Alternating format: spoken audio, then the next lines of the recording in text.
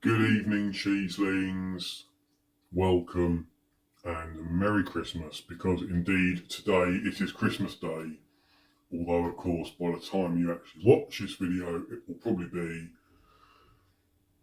February or March or something like that. However, I don't care. I'm going to enjoy and celebrate this wondrous day through the consumption of cheese.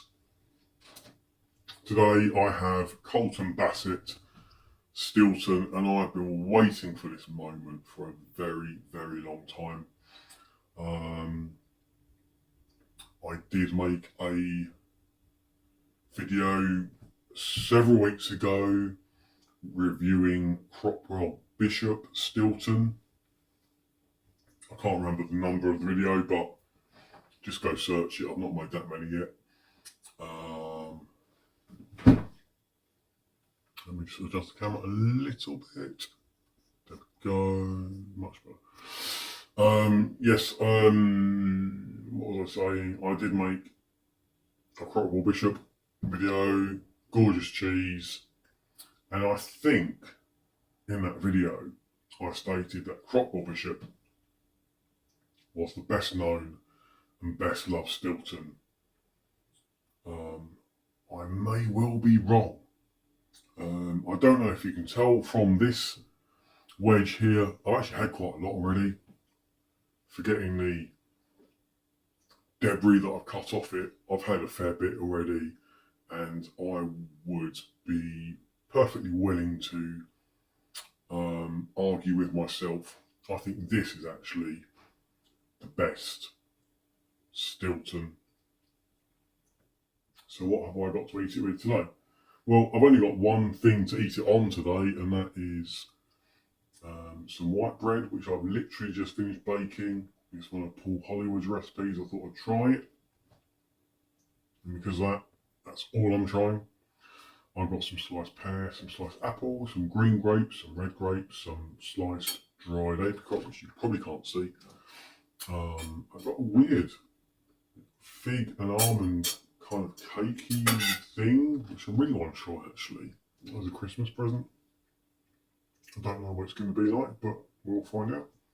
I've got some fig and date chutney, and I've got some ale chutney. But first of all, let's just try the cheese.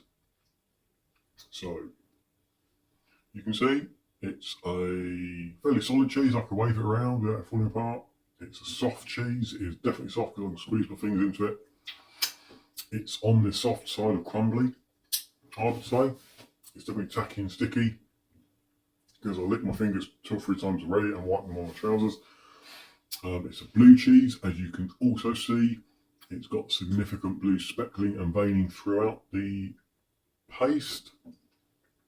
The rind is kind of a browny grey white colour. Fairly hard. I can stick my fingernail into it, but it's a fairly firm rind. 2 or 3 millimetres thick, I'd say. Quite protective. And you can see as well, it kind of yellows and browns. The paste yellows and browns towards the rind, and then it firms up. The paste itself is quite white in colour, ivory in colour, maybe I'd say, with the blue veining throughout. Let's eat that bit.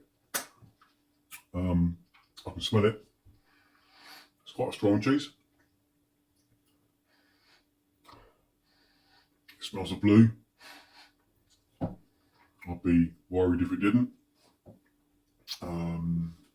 It's probably one of the strongest smelling cheeses I've had. As you can see, when I've cut it, it hasn't really sliced well. It's just crumbled everywhere. It's definitely on the crumbly side of soft. And it is finger licking good. So let's just try a bit. Let's try this bit because it's sitting right here. I'm going to give it a go.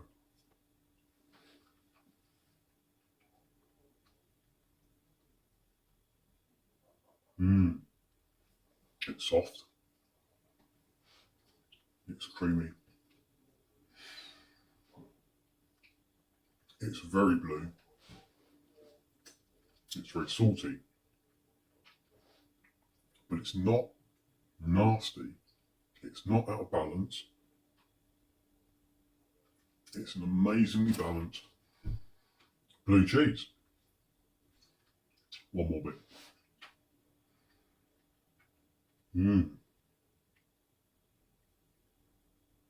I mean,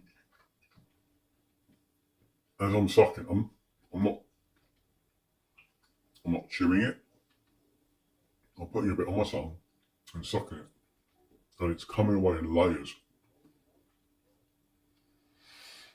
It's almost dissolving. It's gorgeous.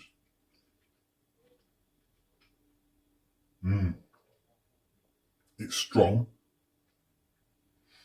but it's not sharp. There's no ammonia. Gonna have to have a bit of rinds and see.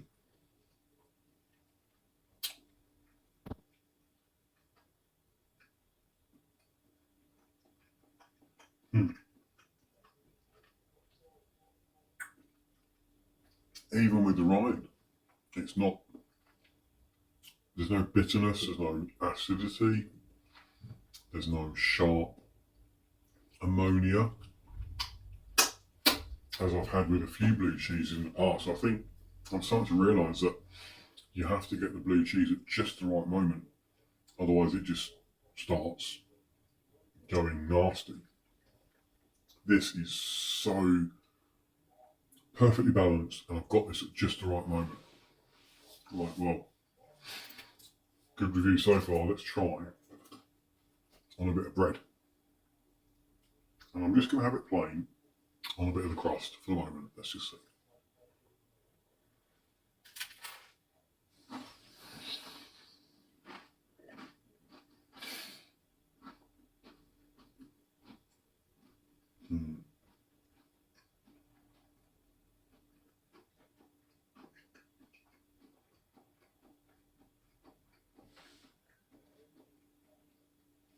That's really nice.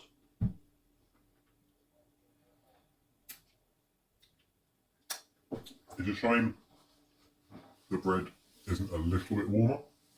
I've obviously been talking too much, but that is really good. Just come on, white bread doesn't really taste too much, does it? But there's just enough in there to subdue some of the strength of the cheese. And it kind of brings it down to earth a little bit. Oh, gorgeous. I'll be tempted just to eat that as it is right now, but let's just, that wouldn't help the video. So let's just try a little bit with date and fig chutney. There we go.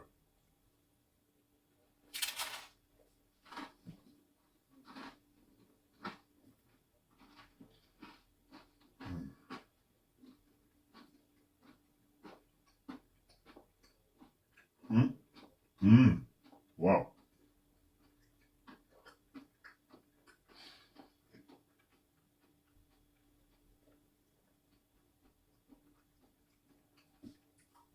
Wow.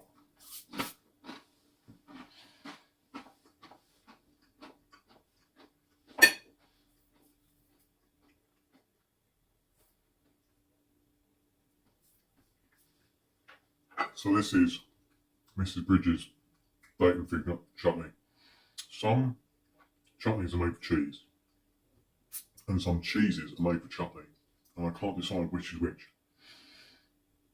But that, on just a plain white piece of crusty white bread, was fantastic.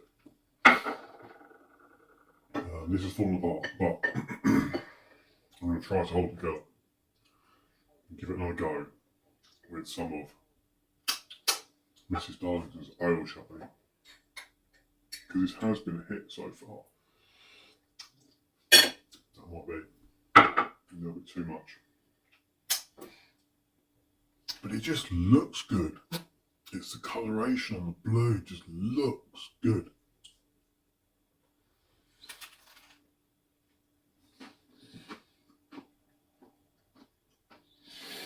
Mm.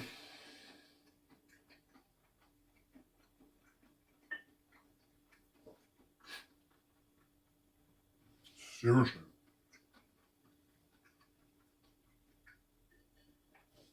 Colston Bassett, where have you been? All my life. Amazing stuff. No bit. Just a little bit of crust.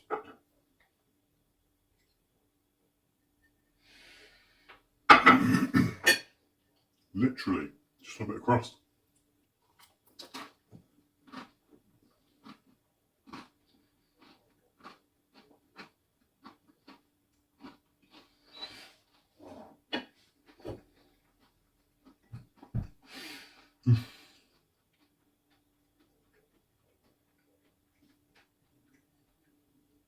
Absolutely amazing.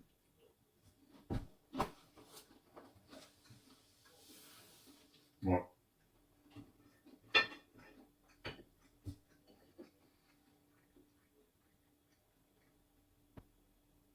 Let's try a bit with some of this date weird stuff. Give that a bit of crust. So I can't really remember what this is, but it's some kind of weird date and almond fruitcake. It's kind of like membrillo in texture, a bit more solid.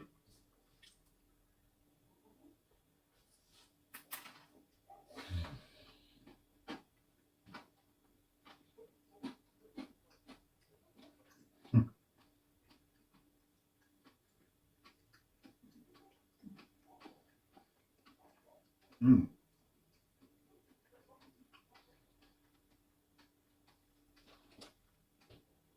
Well, that was a surprise. That comes a very close second.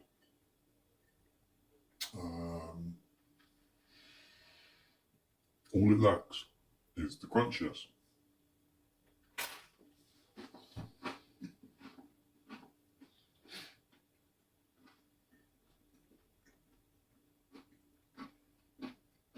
Mm.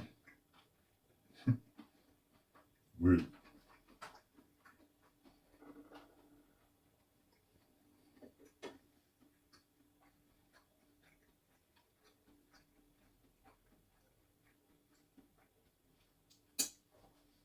So I've got this last little bit with some dried apricot.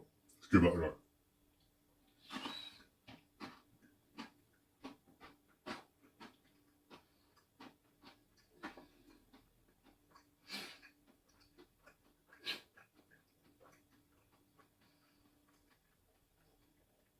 I mean, seriously.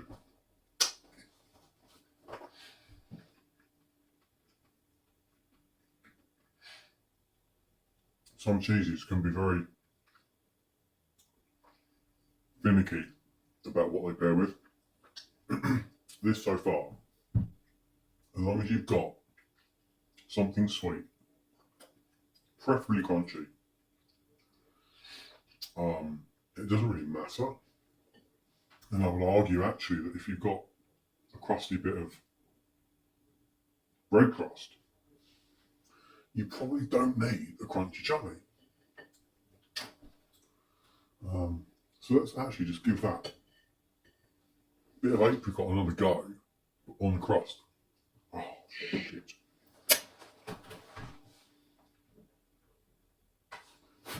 Well, fuck it. I'm going to eat it because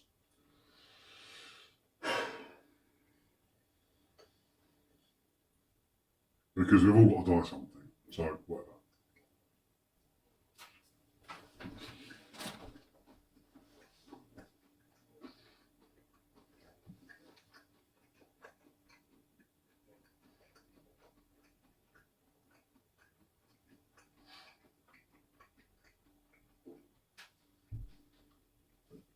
Yeah.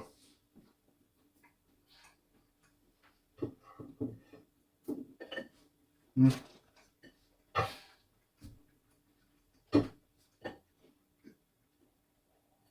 Two last bits. The video's gone on way longer than I really wanted. So a couple of last bits. One with apple. on a pair. Let's just see. Oh, bloody hell. I'm holding it together with my finger. Let's just see what happens with this.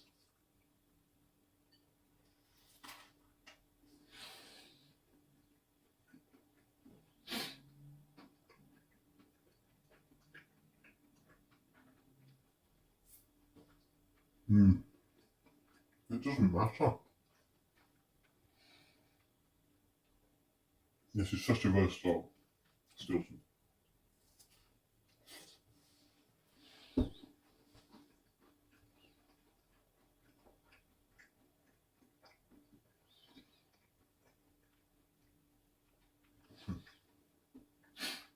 Maybe that's why it's the most popular. So, go on then, last one. This is Wedger Apple.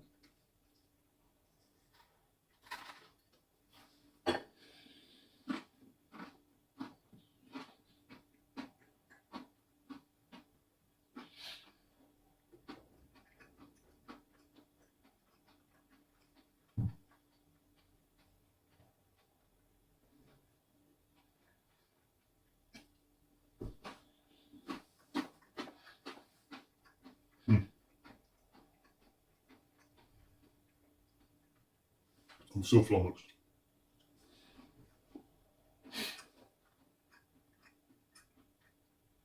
It's all good.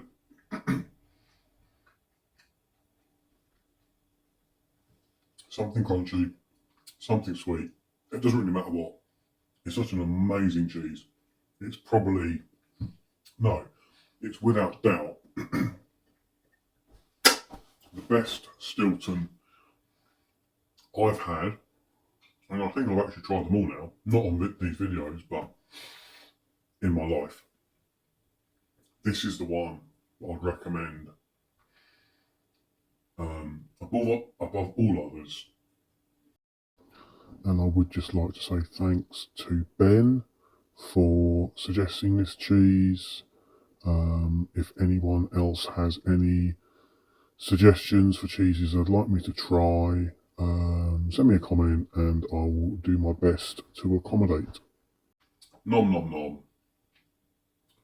Catch you next week.